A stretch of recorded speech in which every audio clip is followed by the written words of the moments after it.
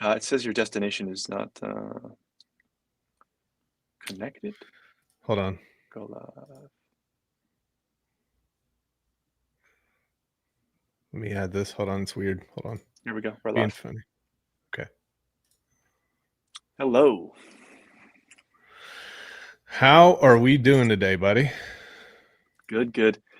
Did we get this on your YouTube? Because I think you have the most followers, much more than me. I'm doing that right now. This is being a little bit funny. All right.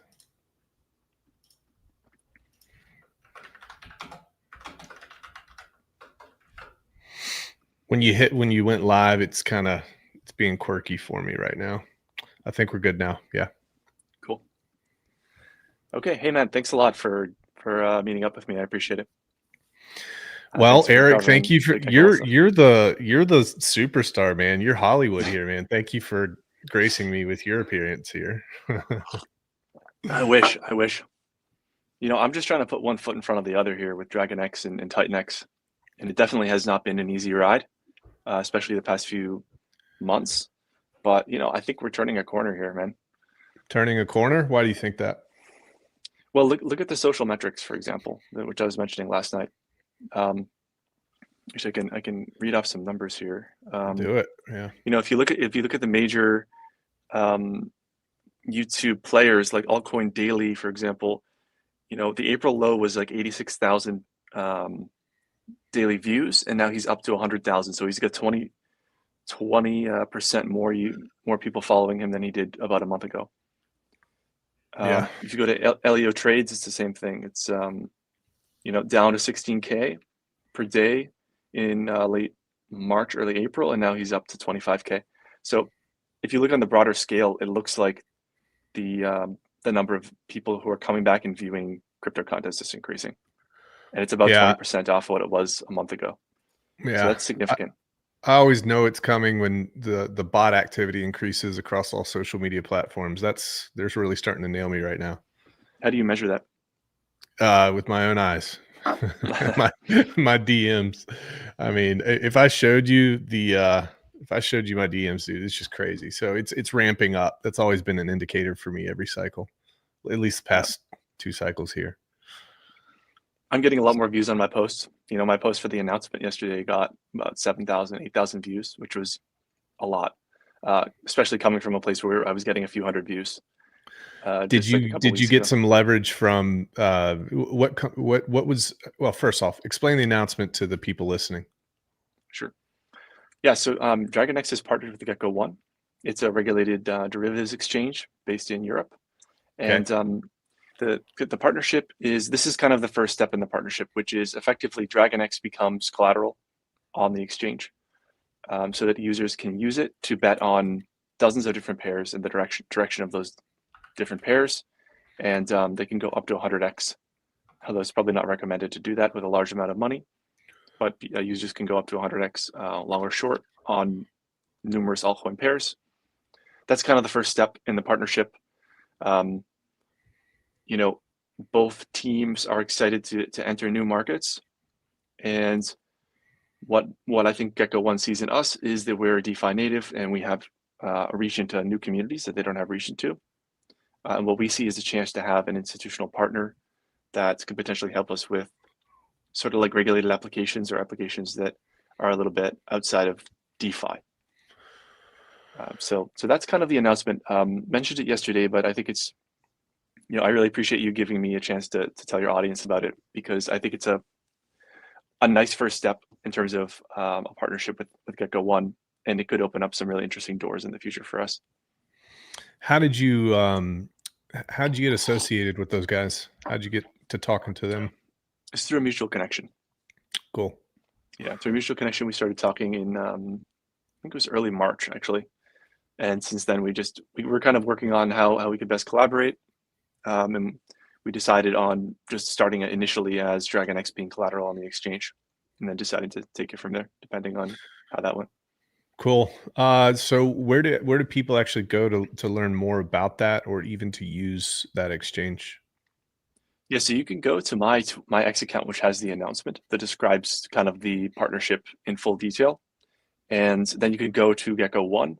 You'll see there's an announcement article on the Geco One website, so that the URL is gecko.one. So you can go ahead and click on that. You get taken to the exchange.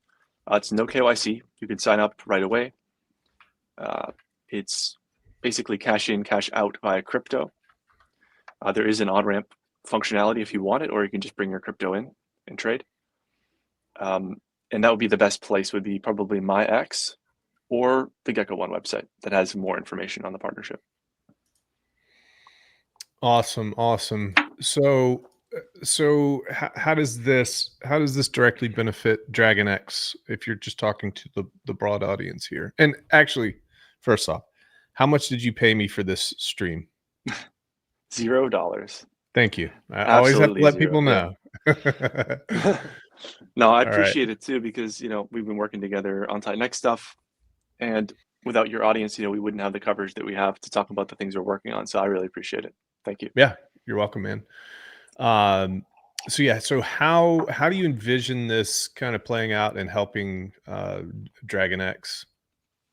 Yeah, so as I said, it's a first step to new utility. So it does bring some new utility to Dragon X. Now you can go long and short 100x with Dragon X, which is pretty crazy actually to think about, because we're such a small token.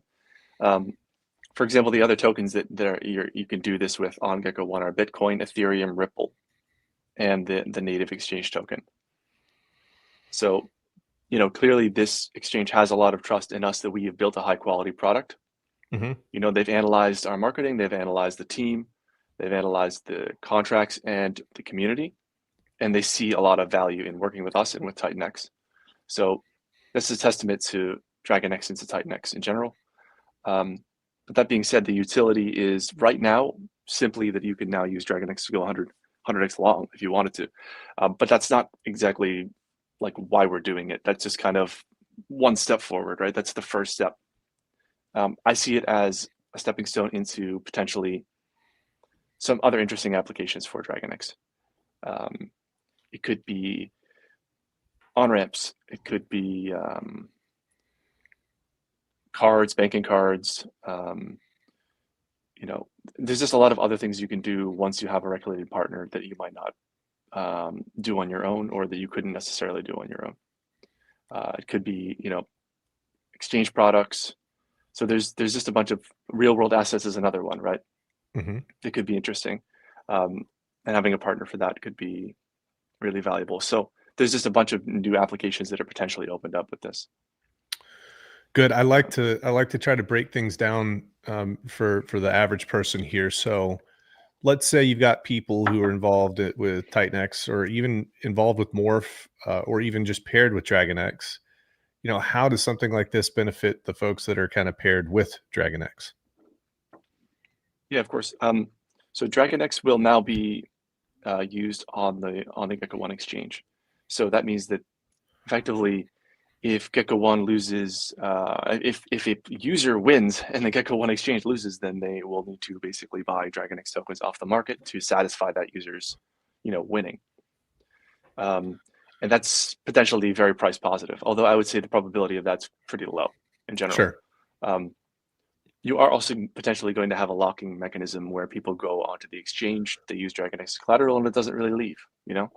So that's kind of another element to it. You have now an exchange that is going to be probably piling up a little bit of DragonX, which may increase in the future. Maybe the strategy going forward is, okay, Geco One wants to really profit off DragonX. Well, what's the best way to do that? They're a regulated exchange with 60,000 users. Maybe one way they could profit is to start like a treasury strategy with DragonX, right? Where they decide that they're going to start to hoard DragonX. Maybe they'll take a position first. I don't know. And they're going to say, hey, we're making DragonX our institutional partner. We're going to hoard them. And that just is incredibly price positive for DragonX, which boosts their own profit. And that could be a strategy that they could take with many other tokens. It could be TitanX tokens, other TitanX tokens, like Morph. Yep. So that would be very price positive for anything built directly on DragonX. It's also a marketing strategy, right? So if Geco One wants to reach new users, they could take a similar strategy with PulseChain. They could start to offer PulseChain on-ramp, PulseChain trading, Any other kind of like rails that PulseChain might need that a regulated institution would be the best partner for? Custody, um, helping with support. For example, PulseChain, I don't know if BitGo's even supporting PulseChain right now, right? I know PulseChain Mhm. Hex is not supported on BitGo. So Mhm. maybe having that institutional advocate could be helpful for PulseChain as well. So I think for assets like Morph, it's definitely bullish. It depends on how far we get with it, of course, Sure. but it certainly doesn't hurt, and it's just a first step. Yeah. I'm I if I'm going to speak very candidly, it feels really good to be paired with Dragon X because of the steps that you're taking and how intrepid you are with regards to spreading Dragon X out there in the world, because ultimately that just benefits Morph users as well. Yeah, I think that we've got Switch.win, which is also trying to kind of permeate that that Titanx message across all of cryptocurrency as well. So we launched on Ethereum. We've launched on Base now. We okay, are building additional products right now, and we launched a widget that can save project owners on Base and on Ethereum thousands of dollars to not have to build a custom integration for a swap protocol. Now we don't like to use the word swap anymore. We like to use the word switch, Eric. So if I hear you use the word swap, I'm going to flog you with a bamboo stick. Is that fair? sure, sounds So, good. but here's the thing, man. Like we got to keep pushing the ball forward. Mhm. We got to do the things that other people aren't doing in order to inject ourselves into that monetary flow all across of decentralized finance. I think that that's what you're trying to do. You're taking different avenues, and that's what I'm trying to do. I'm trying to take a different avenue as well. But eventually, when this digital world continues to mature, we could be positioned very well to be big players in this space. And I know that some people kind of roll their eyes and they say big players, blah blah blah. It's like you got to start somewhere, and you can't stop. You got to keep pushing the ball forward, right? What's your philosophy on building out this world that you're trying to build out? Yeah, I think that's a really good point, actually. Is that we are actually extremely early for adoption to crypto, even though a lot of people don't believe it. Even the people that are in crypto, most of them are extremely casual users who Mhm. haven't committed. Um, but it is coming. More and more adoption is coming from institutions and from consumers. For example, like I just paid my house cleaner in crypto the other day. It was Yeah. really cool. And What'd so you pair in? it was a guy. It was Okay. USDT. Yeah, paid him in USDT. Sweet. So yeah, it was cool. And it's like now it's a lot of young people have crypto wallets, even if they're not like, they're not like us. Maybe we have a lot of our money in crypto, right? Mhm. But they still have the wallet. They still have a Binance wallet or an OKX wallet. And so if you ask them, do you take crypto? Well, actually, they do take crypto. They just never thought about using it, Yeah. or many of them haven't. So this was the first time he was ever paid in crypto, of course. So it's a first, right? But the rails are actually there, and it's only a matter of time before people start to use them more and more. And if you look at the demographics, most people, most of the wealth is not owned by the young millennials. It's owned by the boomers, and Yep. the boomers aren't really into crypto the way we are. And so as that wealth shifts to the younger generations, the rails are going to be there. The wallets are going to be on the smartphones. And if you look at the stablecoin volume, like that, not, excuse me, not volume, but the TVL of stablecoins, the amount of stablecoins on chains, it doesn't really go down. Like it's just kind of climbing all the time. And stablecoin market cap, and that's a really good sign. That means people are bringing value on chain and they're not really leaving. Like they might be pulling out of positions, but for the most part, the stablecoin market cap is just growing. And if that continues, there's going to be so much more capital to move into risk assets. There's going to be so much more capital for decent projects. So it is a matter of building and just kind of building out things that have real value. Like the way part of the reason why I like this partnership is it gives us a chance to do stuff that has real utility, and a lot of what brings crypto utility is these are hybrid kind of services that interface with the outside world. And I know people don't like that because it reeks of counterparty risk. But if you look at some of the richest people in crypto, they got that way through this bridge between fiat and crypto, you know, and some of the most valuable tokens like BNB token, right? Or all of these companies that are now getting rich off Bitcoin by custodying Bitcoin. Exchanges in general, you know. Chainlink is to all the people who are using Chainlink and Chainlink token holders, right? And all of the Oracle infrastructure out there, that's all a bridge to the real world. And there's actually a lot of value and utility to unlock in that kind of like in that bridging of value onto chain. And it's also, if you look at RWA, it's another example of that. Some of the biggest, most solid tokens that have already done huge multiples are in RWA. Mm-hmm. If you look at Ondo, for example, they're putting treasuries on chain. And even in the bear market, they reached like 2 billion market cap. Because you just need to look at the fund flows, right? If the funds just continue to flow in, and Ondo's putting more and more assets on chain, that's very bullish, right? And they're facilitating that. Another one is White Rock. White Rock is like securities trading on chain. So you could trade Tesla, S&P 500, and all kinds of different securities effectively, just through your wallet. That's going to appeal to more and more people as more and more money comes on chain. And they've already done huge multiples. I think White Rock is at half a billion market cap. Yeah. And I think I was talking about this the other day. Like institutions are putting a lot on chain, a lot of treasuries on chain. So BlackRock's Build Fund is putting $1 billion a month on chain right now.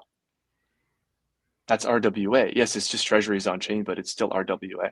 It's a real world asset coming on chain. So I see big opportunity in real world asset. Actually, I think it's, as I was telling you in the green room, it's probably the best place to build $1 billion token. And to have a $1 billion market cap, because you have real things backing it up. People can actually look and see, okay, how much are they bringing in? What is the value of the assets, right? And that's really, really solid, as opposed to just relying on DeFi mechanics.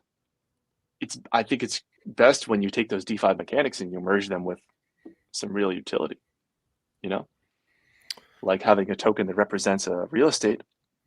Then you have the staking for it, right? So you have staking mechanic to stake for the dividends that come out of the real estate. You have buy and burn, right? So that you can do buybacks on that real estate. Then you're getting that DeFi feeling product, but you're getting it, you're getting onto something really solid. And just to end my rant, I mean, confidence is like the number one thing that causes number to go up, is confidence. The more confident people are in the future of something, the more that they're willing to buy it, go risk on for it, and the more that the price goes up. Uncertainty causes price down. Certainty causes price up. Agreed. Please go ahead. And you can what? You can be wrong. You can think you're certain about the future, and you can make speculation. But the more certain you are that future is going to happen, is I think that's when the price has the highest chance for appreciation. Yeah. We'll touch a couple of more subjects here. Eric, do you ever? I'm dealing with this quite a bit. You start showing cryptocurrency to your friends, and maybe this was 10 or, in 2013, I was talking about Bitcoin to everybody, and they rolled their eyes, and then Bitcoin shot up, and now they believe. Then it comes back down, and they roll their eyes again. And now we're entering a world that is actually completely different than Satoshi's white paper. However, there is massive opportunity in this world, in that we are tokenizing real world assets. The infrastructure is being put in place to create this massive digital economy. how do you communicate the opportunity that is coming down the pike to these people who you really want to benefit from it, but maybe they're just not open to it. It's almost like the further you go down this road, the more lonely you are on this island because you see it, but nobody else does. Is there a way to pull people up with you, or you just got to go do it on your own and just pray that they see it at some point? I mean, I think it's probably two things. Like I think the Bitcoiners do probably the best job in terms of onboarding Hmm. because they have this fiat money narrative. They have the narrative of you're still early. If you just look at the number of people who have Bitcoin versus do not, if you look at the amount of money that is outside of crypto versus inside of it, especially just looking at the market cap of Bitcoin to gold. So drawing corollaries, describing that that person is early, helping them understand inflation. Most people understand inflation, helping to understand why Bitcoin mitigates from inflation. So I think there's the I think Bitcoin does a very good job on the consumer marketing, you know, Hmm. it brings people in. On the DeFi side and on the more niche stuff, maybe it is just a matter of going where your customers are, you know, and not trying to pull people into protocols they don't understand. Um, a lot of people are they're over their heads in this stuff. Like they got in, they started throwing money around, and they didn't really have a strategy. They didn't necessarily understand everything that goes into making a project successful. They didn't understand really even how the mechanics could benefit their particular bags. But that didn't stop them from playing, playing the slots, and they need that direction. Um, so there are people who can be educated who are already in and brought over to better protocols. There's also a matter of like fishing where the fish are, like which is why I was talking so much about Sonic, because I think a lot of people probably felt that DeFi was dead, but then you look at what happened on Sonic and it felt like DeFi summer all over again. You Hmm. know, all the stuff that was happening over there, people earning thousands of percent APR. Um, Titan X fits so well into what's happening on Sonic. I mean, I can't imagine what it would have been like if we had chosen to launch on Sonic. We would have conquered that chain because Hmm. we have so many applications and it's a very insular community. People know each other over there. They're all promoting each other. The founder constantly shills different projects and tweets about them. Hmm. And I mean, I'm in chats with the core team. It didn't take long to get into chats with the core team, to talk about what I was trying to bring over there. Sure. So imagine if we had gone over there with a dozen protocols, I think it would be there would be a lot of people in Titan X that were not in there. Um, that doesn't mean we can't still go over there, but it's just an observation. Well, observation, and there's always a window that you want to try to attack, and maybe the maximum opportunity window has already kind of passed us by a bit. Yep. um Let me ask you this. I think you probably share the same sentiment that I do, to see some of the messaging coming out of the Ethereum Foundation, and how it felt pretty woke. Um, I know that they just made some changes, and they graciously demoted Vitalik to not be Did kind they? of the yeah, I didn't know that. he's now a researcher, and focusing on development. So, what do you say to people who specifically said that Ethereum is completely, it's dead, it's going to be outperformed, it's gone, it's the thing of the past? What are your thoughts on that? I don't think that's going to happen. Definitely not. Ethereum is bigger by orders of magnitude from almost every other chain except for like Solana and a few others. Hmm. It's, you know, 400 billion or something on chain, right? TVL, Hmm. versus 2 billion for Sonic.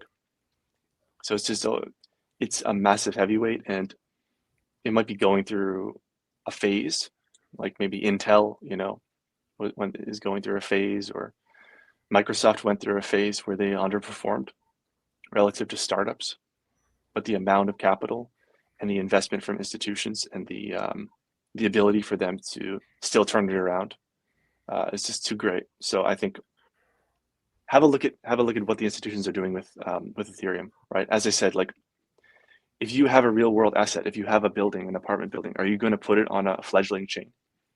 You're not going to put it on some L1 that has like, 300 million TVL. You want to go with Ethereum because it's been around for the longest, right? It has that technical longevity that you need, confidence, and it's risk managed. It's a management risk, right? Like to decide to have a tech decision, and they want to choose the thing that doesn't get them fired. If you choose the fledgling chain for your RWA project and something goes wrong, then you're the one that gets canned. But no one got fired picking Ethereum, right? BlackRock picked Ethereum. Franklin Templeton picked Ethereum. They do have some assets on other chains, but for the most part, they're picking Ethereum for RWA. So I don't think Ethereum's really at risk. I think probably they'll fix their problems and continue on. Yeah, there's a lot of companies on Ethereum that have built that RWA infrastructure. I mean, I was doing some research the other day, and I was counting at least 20 or 25 that have, significant investment from VCs or whoever to be able to capture that market. Ethereum, from just about every, just every technical standpoint, every technical aspect, is better than Bitcoin for sure. I guess another good question for you is, why has Bitcoin proliferated the way that it has in the face of all these other things that are so much better tailored towards the future of finance, such as ETH or such as Sonic or anything else? What are your thoughts on that? Oh, well, I mean, obviously Bitcoin has the first mover advantage.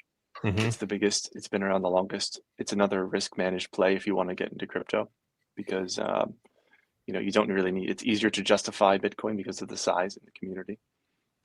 But crypto is a social thing. It's not really a technological thing. I mean, it is a technological thing, but it's things live or die by their social cohesion around them. Mm-hmm. And Bitcoin has that, and it's reached that Schelling point where everybody knows about Bitcoin now. And that is way more powerful than additional tech. I mean, I think we've seen that even within Titan X, where it's like I think people have probably realized now that they've gone out and built something that having the tech is not enough. You need to also have the marketing and the eyeballs and the basically the humans that care about something. This is a tweet that I made actually when Titan X was going down and people were jumping into other DeFi protocols that ended up, crashing. The only thing that we won't die with a crash, like that doesn't kill projects. Price crashes don't kill projects. It's dying with a whimper that we need to worry about. It's people going off and doing other things and not caring about the projects. It's not new tech, and it's not the price going down, which is inevitable. And that's the point I was making. I think it was back around the new year in January. And things were crashing, people were selling, they were using Dragon X as their piggy bank, right? Just the same way Bitcoin gets used as the piggy bank for altcoins, for the altcoin season. Mm-hmm. When people want to take more risk, they sell their Bitcoin for alts. It's a little bit similar within Titan X. People were selling and they were going out to take more risk. And there was a lot of complaints, and it's like, hey guys, crashes are going to happen, but if it's ultimately like, if you care about the project and you keep supporting it, it will come back. And I believe that about Titan X as well. But sorry to go on a tangent there. I mean, I think ultimately it's the social cohesion around Bitcoin that will make it a success. Dude, tangents are awesome cohesion. because I don't have to talk. So thank you, Eric. That's awesome. Yeah, it's social cohesion, man. They've hit a point of no return, effectively. Yeah, I agree. I don't want to have to depend on Titan X for my protocol to be successful, and that's kind of the philosophy that I take. What can I do to bring adoption to my protocol? And then the corollary to that is everybody else around my protocol will benefit. A lot of people say it's Morph versus Dragon, okay, but it's not Morph versus Dragon. It's like, I do cool shit, you're going to benefit. You do cool shit, we're going to benefit. So let's just, if we want to have a competitive mindset, that's awesome, because that's just going to benefit all the users that are involved in this. Yep. So I always want to impress upon people that, like, you know, go out there. We've given you the tools, the referral links and the farms, and now switch. And, you know, for example, the widget that I created, after that widget launched, I can literally go to Deck Screener and I can pull up base chain, and I can sort by volume, and I can go to these people's telegrams and their websites. I can build a widget within 2 minutes with the same color scheme for all these projects. And I can set their input and output by default, and I can create this widget and just say, hey, my name's so-and-so. I really like Switch.win. They built this cool tool that saves you thousands of dollars, and maybe you can use this too. And then, hey, maybe one of those people kind of take a look at this, and after they decide that it's not an outright scam, maybe they start using it. And that's it's a marketing tool that anybody can use right now. You can do that on Ethereum, you can do that on Base, and it brings adoption into this liquidity vertical that we have on TitanX and DragonX and Morph and everybody else who's connected to it. So yeah, the big thing here is I want to make sure that people know that it is actually up to you to make this successful. You know, you can market, you can take a little bit of time out of your day to contact these project owners and kind of say, hey, here's a really cool tool. I'm bringing value to the table before I ask you for anything. Everything's a bank. You got to deposit before you can get anything out. So you're depositing value to these people right off the bat. I like the fact that you're reaching out to this exchange. And I like the fact that DragonX is going to be utilized in the way that it is. And I do want to shift the focus a little bit here, Eric, to your thoughts on PulseChain, because I think that I've been pretty outspoken about PulseChain this whole time. I love PulseChain. I hate the dickheads on PulseChain, but I love the idea of it. I know that I can go build my own world on it. I think that there's massive opportunity on it. So I've said that. Now I'm kind of curious what your thoughts are about PulseChain. I have a lot of thoughts. I mean, I think Richard will ultimately moon the project. Like the core coins are going to go up a lot. I think I wouldn't have any worry about that. If you just look at the liquidity on the core coins compared to what Richard has and what some speculate Richard has, I wouldn't be too concerned. I put out a tweet actually about how, you know, all of the Ethereum Richard got from the Hex AA, which he probably didn't use all of that in 2021 to pump Hex. So he probably has a lot of that. But assuming you just look at the sacrifice numbers, there's roughly the same amount per user per project, particularly for PulseX. So if you look at the amount that would be allocated potentially to PulseX in the event of, you know, Richard pumping the price, that's roughly the same amount per user that TitanX has, about $600 per user, assuming he broke it up into Hex, PLS, and PLSX, which I thought was interesting because it shows that TitanX has actually a decent treasury for its, you know, for its user base. But Richard can easily pump these projects very, very high because of the liquidity. So in terms of price, I think that the core coins will have their moment. In terms of the sustainability of the chain, that's like a technical question. And I don't see any technical innovations that are really breaking the barrier on PulseChain yet. There may be in the future, but there needs to be a compelling reason, right, for people to come to the chain. And it's extremely competitive, the L1 space. So having a couple $1 billion, it's good, but it's not, you're in a league with other people that have billions of dollars. You know, it's like with Hex, you're in a league of your own because of the AA and having millions of ETH. So ETH, if it was Hex alone, then I think, you know, having all that ETH backing it would just be incredible. But because you have an entire chain to support, you have PulseX, you know, some of these projects, they're some of the most popular projects in crypto, actually. I think people still kind of think that these projects are slept on, and they are kind of ignored but they weren't slept on during the sacrifices, Mm-mm. you know? So they're ignored now, but I mean, I think PulseX has like is number 60 in terms of holders of all coins out there. Mm-hmm. Um, so that's a lot of users to support, you know? Um, and with what new utility, with what new tech is that support gonna come? So yeah, maybe it's simply enough users. Maybe there are simply enough users that when the speculation happens, they will simply return to PulseChain and everything will be hunky dory during that 3 to 4 month period that the altcoin season happens. And then it'll just go quiet again. I'm not sure beyond that small window where I'm quite sure that there'll be a small window when many users return and some ETH is deployed to pump the price. But beyond that, given the level of competition amongst the L1 space, I don't see PulseChain standing out right now. Interesting.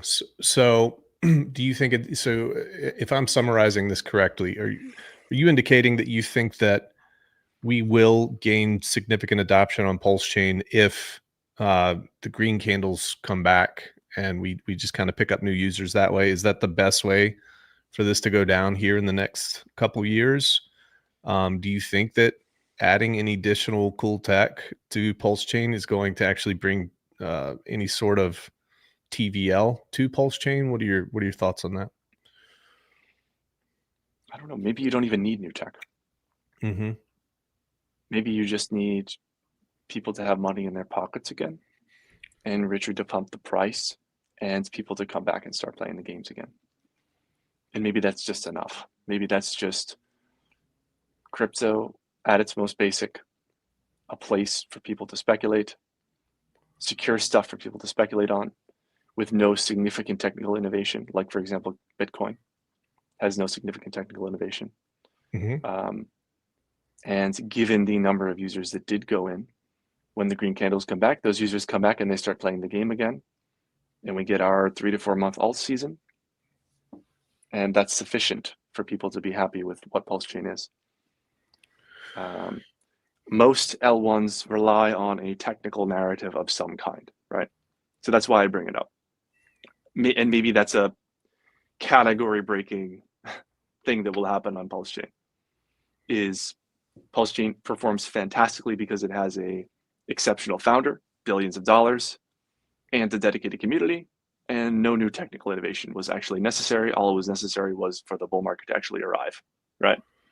And so maybe that's my fundamental kind of like bad assessment as a technical person. Because as a technical person, I look down and I don't see anything new. So I say, okay, I don't see anything new here.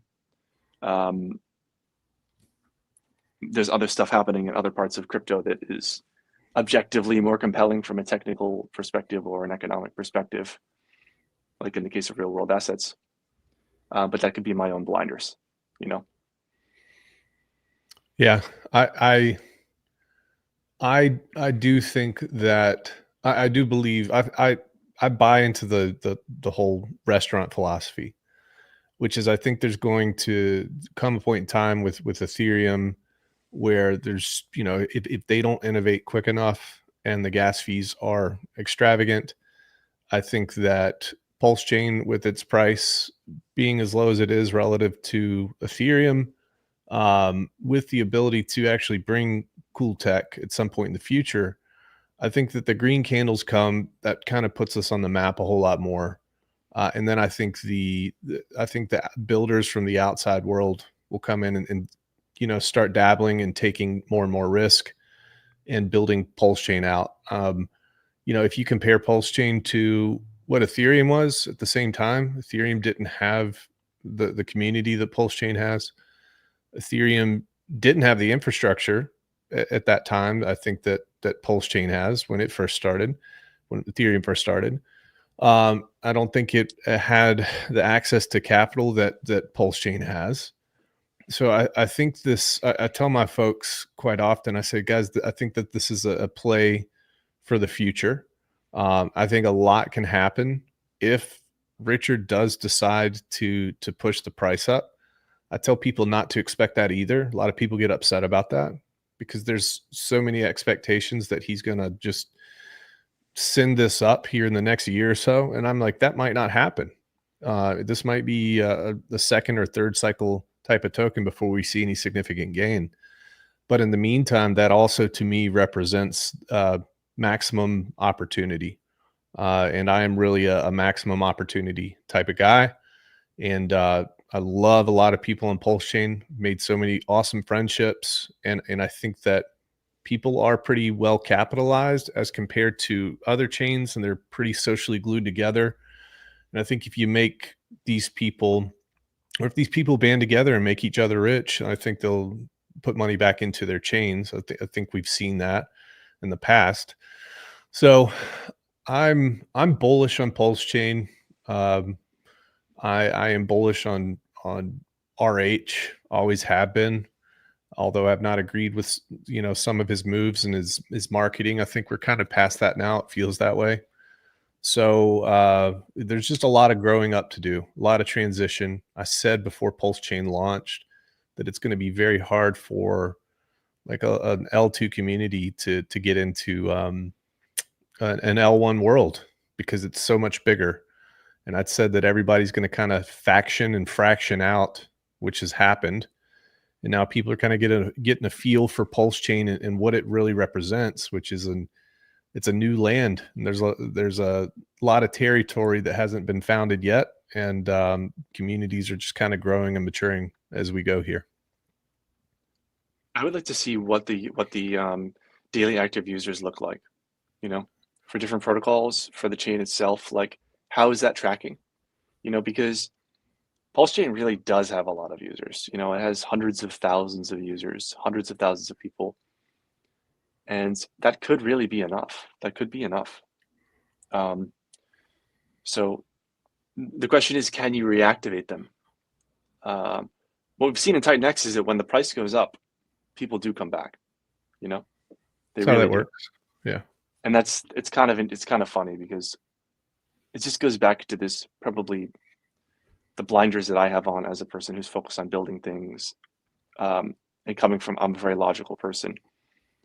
And I look at the value of what's being built. I'm not looking at number go up so much, but most people are. And I'm kind of missing that a little bit, right?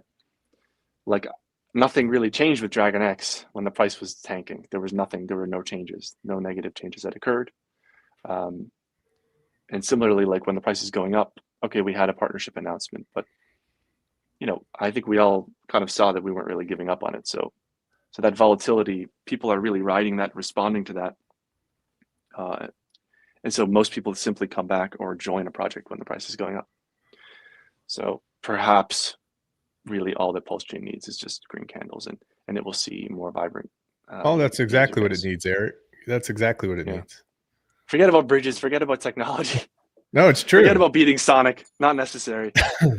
I mean, that's the name. The social part keeps a chain afloat for long enough for people who have big money to start feeling confident and to start kind of dabbling. Take Doge, for example. How long was the Doge community just tanked price wise? And these people were still on Reddit and they're still in their Telegram groups and this and that, and something good happened and it popped off. I made a lot of money off Doge. But we're so far ahead of something like Doge. We're so far ahead of Ethereum at the same time. And we're positioned, I think, at the precipice. We're looking into the void, maybe not void. We're about to launch off from a global perspective when it comes to digital assets, and we're positioned to take advantage of that. So it's just going to, I think we've got to rewire PulseChain people. Not all of them. DJ Cryptomatic, for example, he said something. He said, "Great to see you guys streaming again." And I say this as a PulseChain dickhead. DJ Cryptomatic, you are not the person that is a PulseChain dickhead. You are very logical. You support the chain. You call out the bad actors in the right way. I'm just talking about the low IQ freaking garbage out there that attacks anybody with massive amounts of skepticism, that tries to go out there and get the job done. Now, I will say this. crypto attracts the worst people in the world. That's undoubtedly the worst people in the world, the people who want to scam and this and that. And the Hex and PulseChain community have been hurt pretty bad by that. But guess what? That's not something that's exclusive to PulseChain. That's something that happens all over crypto. So I don't think Cryptomatic is that person whatsoever. I'm trying to move away from those people as much as possible, because ultimately, if I spend all my energy fist fighting these people on X, and I'm not putting my energy into things that can actually help this digital world out, which is why I created Build the Tech, which is why I like Titan X, because these people, they take the steps to help themselves. I like to help people who help themselves. And also that's why I'm going to continue to build on PulseChain as well moving forward. So I'm excited, man. You building anything new on PulseChain? You building anything new right now? Yeah, I've got some stuff in the works. Yes, I don't want to really talk about it, but we will be making our move to PulseChain hopefully here in 2025. So I'm excited about that. I want to build that community, move it forward. I owe a lot to that community, really owe everything. Actually, I owe a lot to the YouTube algorithm too. I made one Hex video. It was right after I think I made a would Karl Marx approve of Bitcoin video. I made a Hex video, and then it just brought all the Hexkins to me. And I was just dumbfounded, just giving them a fair shake and talking about it. So owe a lot to that community. I owe a lot to Richard Hart for teaching me about cryptocurrency. And I want to give back, and I want to just bring a level of maturity that doesn't exist in cryptocurrency anymore. I want to surround myself with those people a bit more mature and just take this a different direction. So I think that's what my community is attempting to do. Got some really, really solid folks in there. And that's why I'm talking to you too, Eric, because I see that aspect in you. And I want to push this forward, man. Who knows where we all can be in 10 years? You know what I mean? Yeah, definitely. The money's going to continue to come into crypto, as you said, and positioning your product for that is important. So yeah, I think you're doing great stuff, man. What do you think about this new chain that is being launched kind of on Hex? So I know this is one thing that's been kind of controversial, but I haven't gotten your take on it.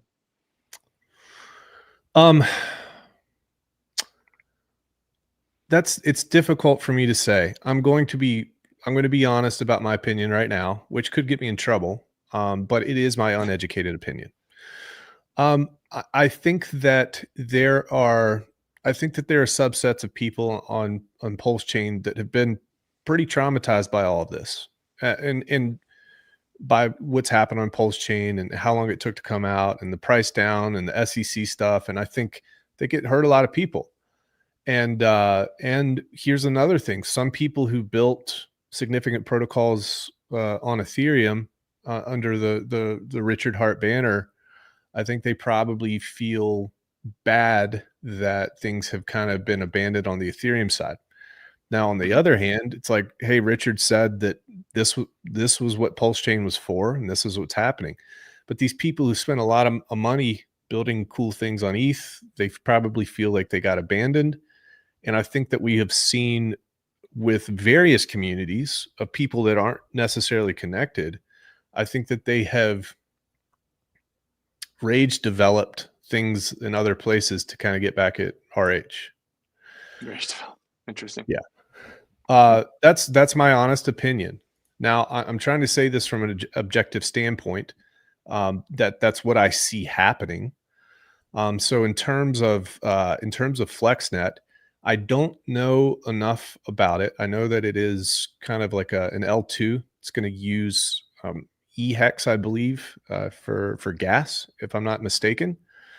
I know Dip Catcher. I know that he's a very intelligent guy. I know Gold Key. I know some of those guys have a really tough feelings towards RH. And I just try to understand why that is. I think I've got a feel for that. Maybe I don't. Please correct me if I do. But ultimately, it's like these guys are going out and they're doing their own thing. I don't know what their motivation is. Does it help the space overall? I think it does, because you have builders building things in the DeFi landscape, and they're taking a massive risk. I think that it seems on Twitter that a lot of people are upset, the PulseChain folks, about that, because they feel like, again, whenever somebody goes and does something and then also kind of throws salt in the wounds, it really pisses PulseChain people off, which I completely understand too. I would hope that maybe it could be successful. It certainly would not hurt if somehow this was successful. So, I'm just kind of just talking off the top of my head, really letting you know exactly what I see and my perception of what's happening here. What are your thoughts? I think it's probably, I mean, I respect the guy's ability to build things, and I think Yeah. he's building impressive stuff. He's probably too little too late, man. Like, for a chain based on Hex, I think it would have been a great idea for Richard to execute on that. But at this point, with so much competition among L2s, I don't think it's necessary. I would rather see him build something on Titan X. You know, he clearly has a team, a good team and talent for building stuff. Why not branch out a little bit and try to build something on a new community? You know, we need really good builders. Like, there aren't too many of us. It's me, you, cryptographics. You know, a lot of the other builders have built their protocols. So I want to see more really, really solid builders on Dragon X and on Titan X. And I reached out to him to say that to him, because I think it'd be great to have him build something on Titan X. But for that chain, I just think it's a bit too late. I don't know why you would go to that L2 event of all the L2s possible. Yeah, it burns your favorite token Hex, but it's still a barrier you need to cross to bridge to another chain. And how much utility is there versus base, right? Or Arbitrum or Optimism. So you're Yeah. competing in that realm. Yeah. I try not. I actually do. I support anybody who wants to go out and they've got an idea. That's the cool thing about digital assets and cryptocurrency. It's permissionless. So you can go out there and try it. I want people to be successful. I do, I hope that if they had a lot of frustration and hatred towards this community, I'd hope that they would kind of forgive people, and forgive the community. And if they feel bad towards Richard, I hope they forgive him too. And it's not because I'm virtue signaling to Richard. It's because you're actually putting yourself in your own prison, when your motivation to potentially build something, which is my perception, could be completely wrong. Um, if your motivation is to get back at somebody, or whatever the case may be, I'm not sure if that's a good motivation for you to have a good headspace. So, I like the fact that they believe so strongly in EHEX. And I like the fact, I know that a lot of people would sure like to see EHEX go to parity with PHEX. It's going to be a difficult battle. But if they reached out to me and they say, hey, buildthetech.com or any technology that I have, if it would make sense, I would support them, because I support people who build things. And I try to stay out of the drama as much as possible. I was stuck in it for a long time and it really screwed my head up. So I'm trying to move away from that and support people who try to support themselves. And unless it's just an outright scam, obviously I'm not going to participate. But I try to be as agnostic as possible when it comes to that. Does that make sense? Yeah, of course. I think it's a good approach. Yeah. Yeah, I mean, you can only support someone when they take a big risk like that and go out and try to build something. So just see how it plays out. Yeah. Does he do Cool. streams? I mean, it would be interesting to talk to the guy and see what his perspective is on it. And I think maybe there I was can pull him over to Titan X.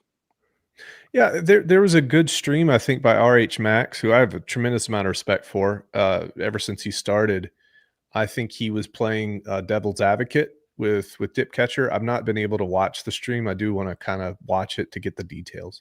So that'd probably be a really good stream for you to take a look at. Sure. Yeah. Cool. Let me go through my Rolodex here. Yeah, dude, we've covered a lot, man. I did kind of want to touch on a couple other, like one other thing, but how are you doing on time right now? Is it a bad time right now to get into that? No, it's okay. Then we can talk. Well, I really enjoyed our pre-Trump stream where we just went, we went Our politics nuclear. stream. Yeah, that Yeah. was. I got a lot of good feedback from that, like Good. DMs Good. and all sorts. Yeah. So, and actually, I was wearing this hat right here, the Oh, Black nice. MAGA hat. Yeah. Oh, really? You're wearing it for that stream? I was. Nice. So, how do you think the world would have been different and the digital asset space would have been different if Kamala had been president right now? Oh God, dude. I honestly don't know. Like, I'm just a builder. We can have a dedicated politics stream, I Okay. guess. Okay. We can go I into mean, I that. think we probably would have had probably a bull run by now, because they would Yeah. have probably printed like fucking Yeah. crazy to make everybody Good point. happy. Yeah. We would have had our bull run, and then probably the hammer would have come down upon the industry very, very hard. Oh. I mean, the level of censorship and control would have occurred. Not to mention all of the other things around, like the elections and how bad it would have been for the country in general. Yeah. But in terms of crypto, I think it would have been pretty bad long term.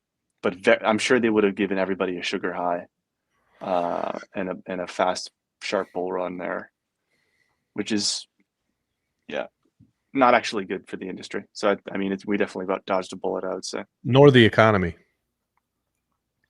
Indeed. But we can have a full political discussion. I can prep some talking points if you want. Guys, I because have a tried. lot of I thoughts on tried, chat. politics. All right. He didn't take the bait, but I could still try. I've got some sales skills here, but we won't do it, man. Yeah, dude, I think I'm pretty good then, man. I think we've covered a lot of cool topics, good conversation. Yeah, for sure. Guys, if you wouldn't mind, check out Geco One. They're really generous to list DragonX. I think there's going to be some great stuff coming. So just go ahead and sign up. There's no KYC. You can try trading. You can try Bitcoin, DragonX trading. So you don't need to throw your whole DragonX bag in there and like risk it all. That's not the idea. The idea is give it a shot. You can have a few dollars going 100x or something, right? You don't need to go full port into Geco One with 100x. But it is interesting to see DragonX as an institutional asset on there. So have a look. Give it a shot. Yep. Great. And guys, if you haven't checked it out too, if you're an Ethereum or a base user, you can check out switch.win. We switch, we do not swap to save. Okay, so that's the slogan there. And we also have a pretty cool widget. So if you want a swap widget or a switch widget integrated directly in your website, we have a generator, save you thousands of dollars.